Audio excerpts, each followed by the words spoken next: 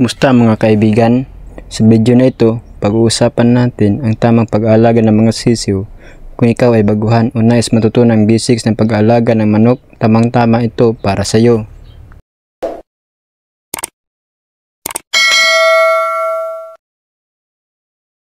Ano ang sisiw? Ang sisiw ay ang batang manok na kalalabas pa lamang mula sa itlog. Sa unang linggo, ang kanilang buhay ay sila ay sensitibo at nangangailangan ng espesyal na pag-aalaga.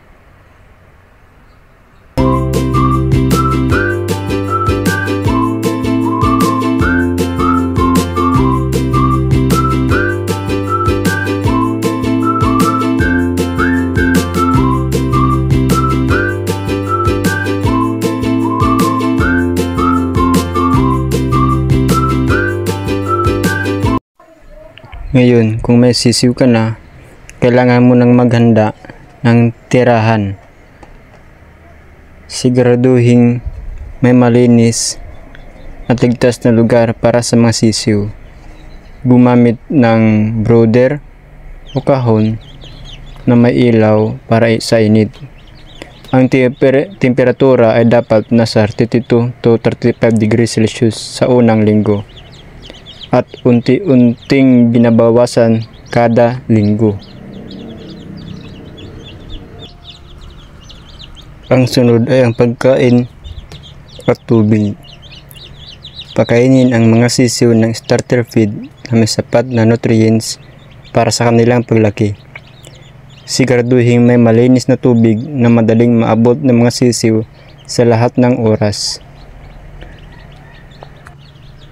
Ang sunod ay ang kalinisan at kalusugan. Panatilihing malinis ang kanilang tirahan upang maiwasan ang sakit.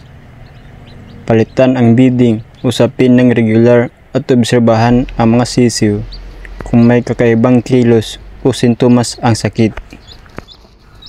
Ang panghuli ay ang paglipat sa mas malaking kulungan.